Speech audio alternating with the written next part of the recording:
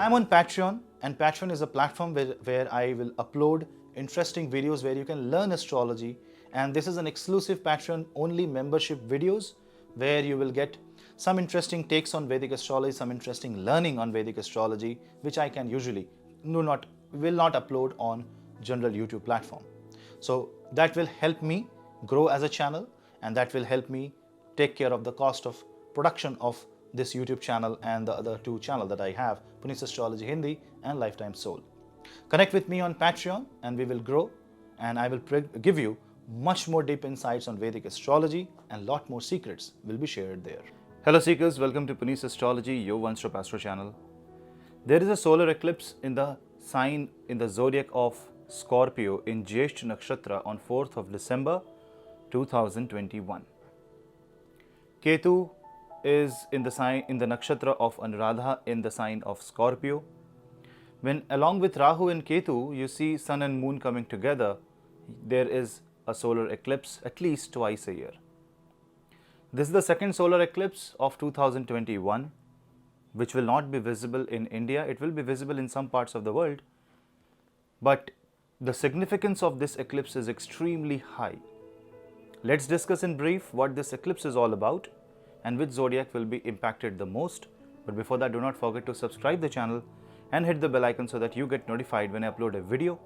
And to get all my notifications from all my channel and have a very interactive stuff, join my Telegram channel and Instagram. All the links are in the description box below.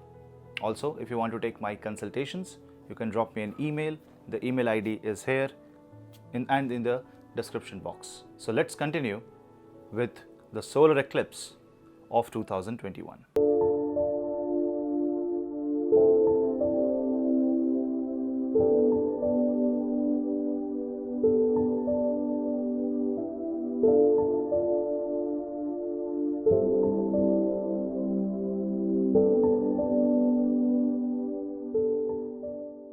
Eclipses are a very special phenomena.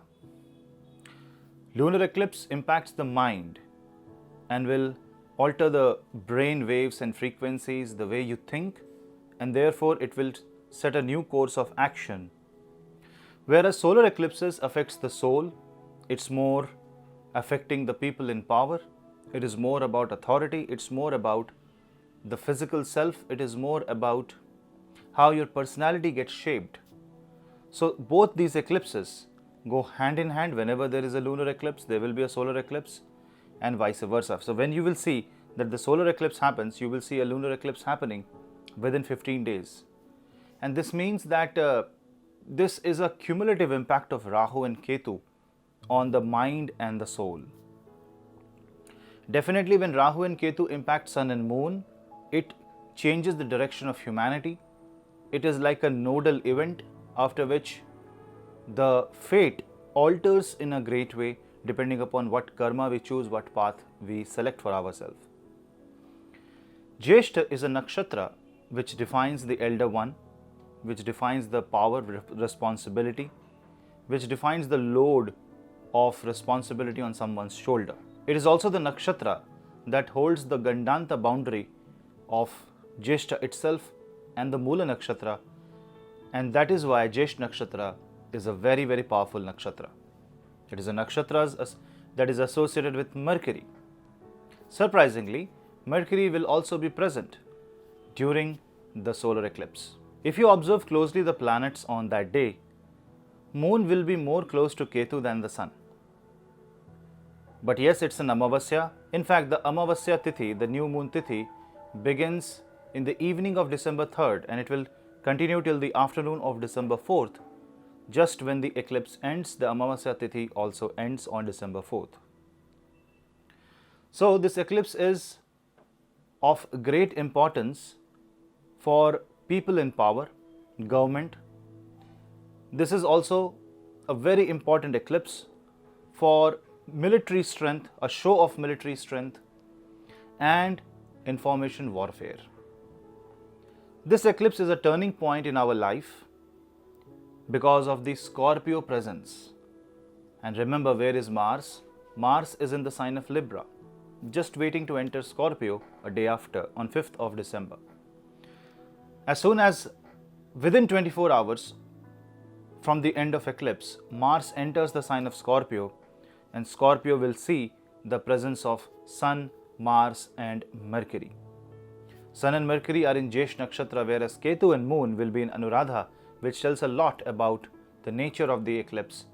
It talks more about confusion, it talks more about a desperate attempt to find a solution, it talks more about intelligent solution. So being emotional during this eclipse is not something that we can afford.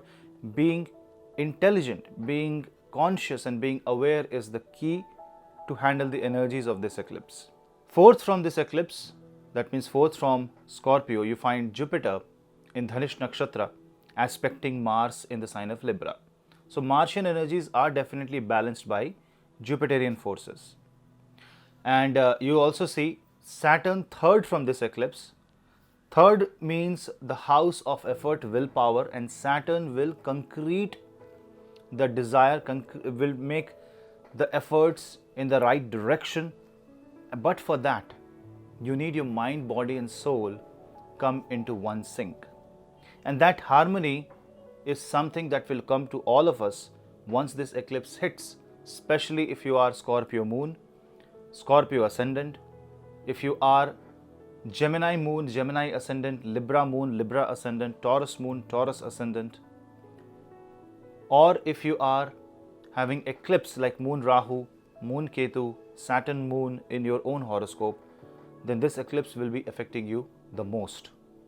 If you are somehow running a Moon Antardasha, Sun Antardasha or Mahadasha, this eclipse will also be one of the important eclipses, because you are also running the Antardasha or Mahadasha of the planet that can go into eclipse.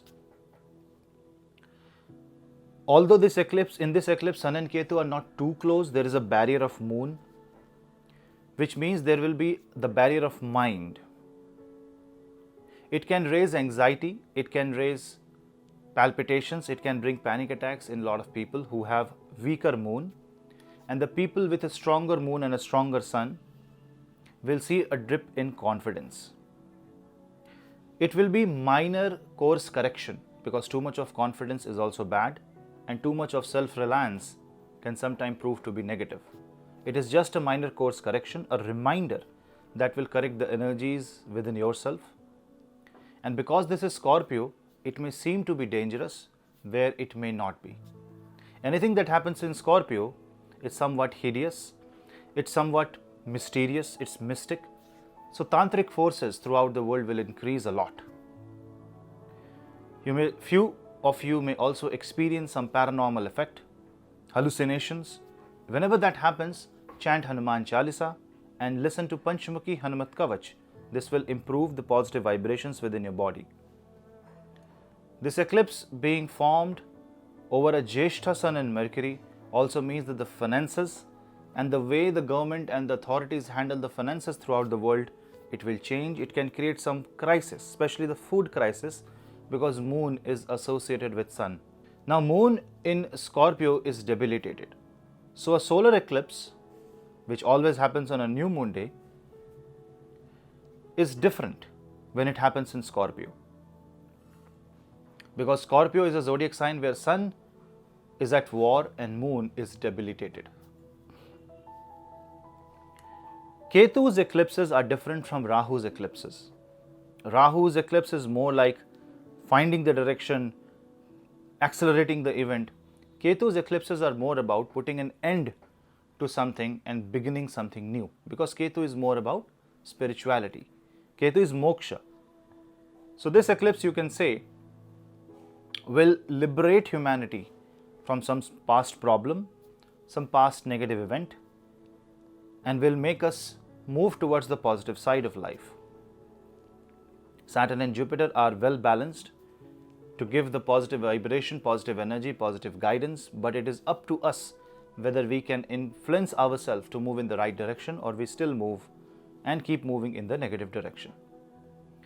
The combined effect of lunar and solar eclipse will be seen within the 6 months from the first lunar eclipse that we have seen that happened in the Dev Deepavali. So any major decision that you take within the next first month of the solar eclipse should be done carefully. Because this is happening in Scorpio, taxation will be an issue for businessmen. You can have fights with in-laws because 8th house is the house of in-laws. Also, inheritance related matters can come up in a lot of our life. Be careful where you invest your money, and be careful if you are investing at a place where the return is highly inflated but the guarantee is not there. Play safe in this time, and investing in gold can be a good idea. Depends on your own horoscope.